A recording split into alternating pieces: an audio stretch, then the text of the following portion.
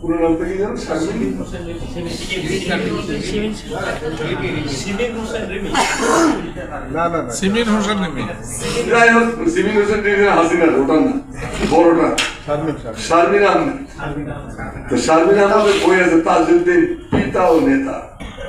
এই বই তিনি লিখছেন যে বাবা, মানে আব্বা লিখছেন যে আব্বা প্রায় রাত 11টার দিকে মন খারাপ করে বাসায় ফিরলেন। তারপর আব্বা কি হলো?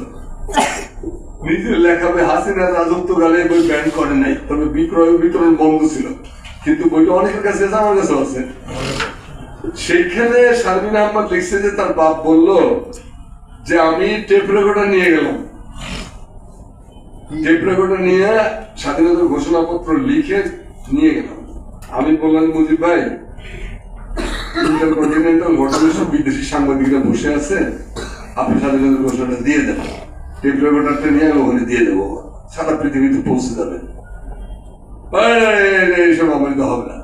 তারপরে কাগজটা দিছে যে এখানে আমি স্বাক্ষর করে দেন, আমি লিখে নিয়ে এসেছি, আমি এখানে স্বাক্ষর করে দিলে আমি এটা পৌঁছে যাবো।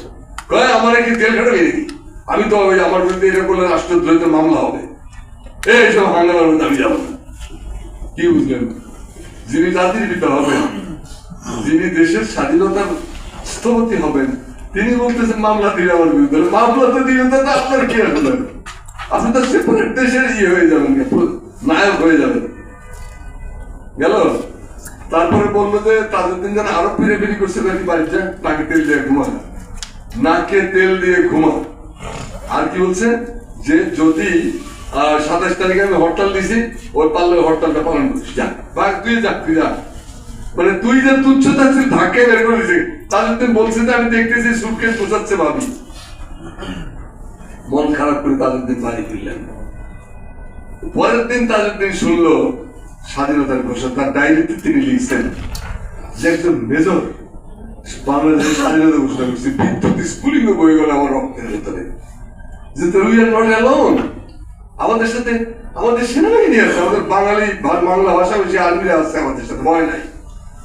তাজউদ্দিনের সামনে রাস্তা ছিল দুইটা, একটা হলো বাসায় যে নাকে তেল দিয়ে ঘুমানো, যেটা তার নেতা নির্দেশ দিছিল, আরেকটা হলো জিয়াউর রহমানের স্বাধীনতার ঘোষণা। হয় এটা মানতে হবে না ওটা মানতে হবে।